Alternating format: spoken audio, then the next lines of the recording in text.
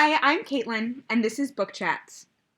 So it's just the beginning of March 2nd, when I'm filming this, and that means it's time for my February wrap-up.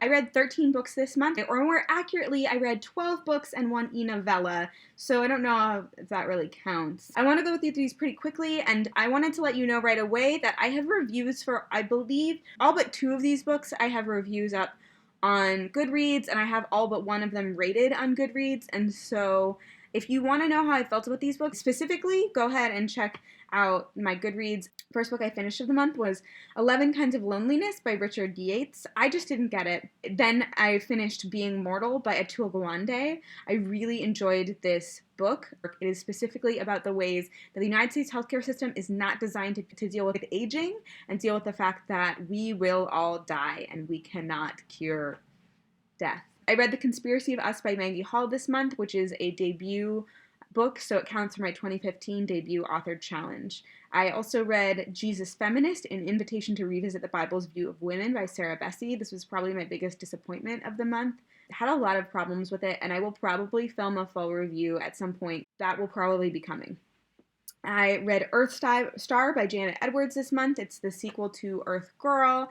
I enjoyed it. I thought that it was very similar to Earth Girl. It just didn't surprise me in the way that Earth Girl did because, of course, I went in knowing what Earth Girl was about and what Earth Girl was like. But I did enjoy the ways that a lot of things progressed. I read Unmade by Sarah Rees Brennan this month. I have a huge kind of rant/review about how disappointed I was in this book and in this conclusion to this trilogy on Goodreads. That was followed up, thankfully, by the best book that I read this month, so I'm going to talk about it a little bit more than these other books. So that was Lizzie Bright and the Buckminster Boy by Gary D. Schmidt. Gary D. Schmidt is a kind of new-to-me author that I was introduced to by my friend Jessica last year. She told me to read his book Okay for Now, which I finally picked up and which suffers from a terrible cover, by the way. And I enjoyed so much, I listened to it on audio, that this month, after kind of my disappointment in those other books, I ended up picking up Lizzie Bright and the Buckminster Boy, also on audio from Overdrive. In the end, I realized that this book was based on real events, and what I really appreciate about it, they're not like super famous real events. Like, I didn't know about them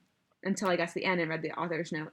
What I like about it is that it manages to kind of make the real events understandable to us as a modern audience and how they could have happened. We kind of start to understand, but it does not justify them in any way, and it does continue to kind of condemn the actions that led to them being made, while not necessarily condemning the people who made them as like purely evil or purely good. I really enjoy the way that Gary D. Schmidt has such fully fleshed out, very three-dimensional characters in his work, so I would highly recommend you read one of his books. The next book I read was The Winner's Curse by Marie Rutkowski. I'm really glad that I read this book. I was very hesitant to read it because of some concerns that I had. A friend of mine said, hey, you really like books that deal with strategy and political kind of dealings, so you should read this, and she was right.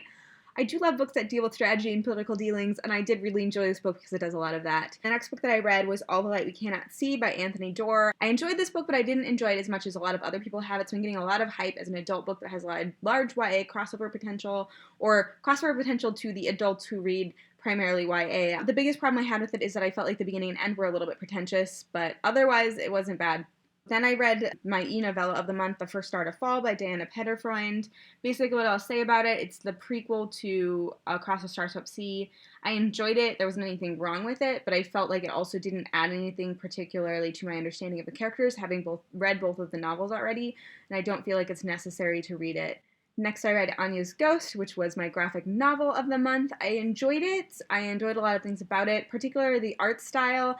It's actually the reason I chose to read this book because I'm familiar with this artist's work through a collaboration she does with Emily Carroll called Draw This Dress, which I will link to below because I think it's fabulous. So I enjoyed that, but it was just felt like it was missing something to me. But I did enjoy it, and if it sounds good to you, you are absolutely welcome to pick it up just to look at the pretty pictures, if for nothing else. I'm down to the last 2 books that I finished during the month. One of them I really enjoyed. It was called Ask For It, How Women Can Use the Power of Negotiation to Get What They Really Want. I'm going to talk about this briefly, but basically it is about negotiation and how women in the United States are not very good at negotiating, and it really kind of harms them both in professionally and at home, and how really they can change that. And also it does address the fact that negotiation is different for men and women, in that sometimes if women negotiate the same way that men do, they get penalized for it and men get rewarded. And so it talks not just about that situation, but very specifically like how women can negotiate, and gives very specific and very practical tools that women can use to become better negotiators. But I also feel like those tools could be used for like anyone who wants to be a better negotiator. I really thought it was practical, really great. I've already recommended it to at least at least 3 of my friends.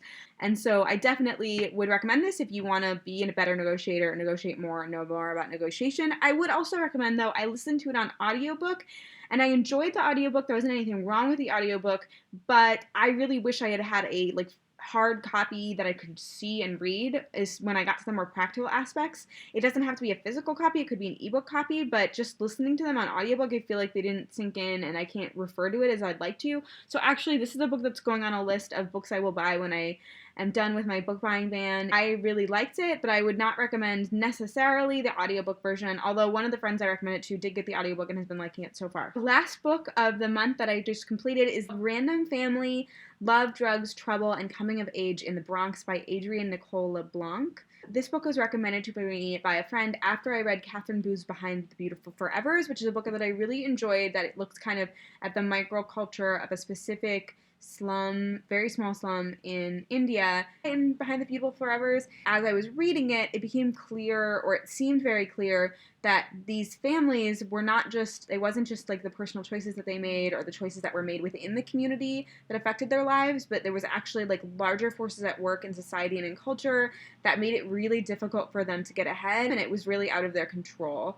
And so I mentioned that, and this friend was like, hey, you should read this book. It's about kind of poverty in the Bronx in New York in the 90s. I think it gives kind of a similar perspective, but in the United States. The problem I ultimately had with this book, I felt like Behind the Beautiful Forevers you could read and learn from, and that people who read it would really come to a similar place and could discuss really on the same page what was going on. And with this book, instead, I felt like really going into it, whoever read it would just confirm whatever bias they had going in. Like the particular people that this author chose to focus on, it was way too easy, especially in the beginning part of the book. I felt like to blame them and blame their own choices for where they were at in life. And I think what's interesting about it is that there were like flavors. There were two, so the family you start with, it's called Random Family because it's kind of about the ways that you develop your own family through friends, and it follows like different people. But the family that it really starts with there are 4 children and a mom, and definitely the overarching message of this book is that none of the children have good situations that they're being raised in, and it made me very thankful for my own family. But in this family, there were 4 children, and the 2 children we followed the most are the ones that had the most kind of lurid stories. But what's interesting is their other 2 siblings really tried to be good kids and tried to like get out, and you can continue reading the book, and they really struggled too, but we don't focus on them at all. We don't focus on how hard it was for them. They went to school, and they tried to succeed, and they struggled with it, but they were so on the periphery but that you couldn't even tell. I understand why she focused on these characters, because it was kind of the outpouring of how this journalist really got involved in this family and got involved in the situation and got involved with these people. But ultimately her decision not to look at characters who were behaving in a way that kind of the judging privileged class might tell them was the right way to get out and still struggling. That's how I felt about that book. I'm going to really quick wrap up here with my statistics. So for February, for my 2015 debut author challenge, I read the first book that qualified for that book of the year. So far to date, I have read 1 of 12 books for this challenge. Then for the 2015 Pop Sugar Challenge, I read 7 books in February that count for this challenge. It means that I have read 13 of 50 books that I need to for this challenge. I have read 13 books in February, which means 26 books for the year. I believe that's 26 out of 132. I'm basically really encouraged by how well I've been doing at reading books that both fulfill kind of these challenge goals and are already on my to-be-read list.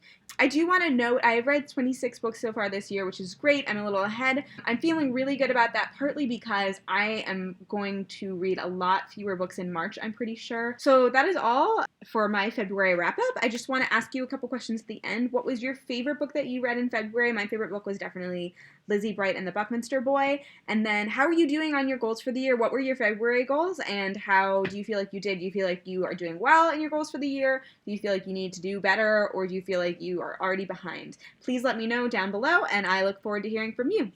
Bye!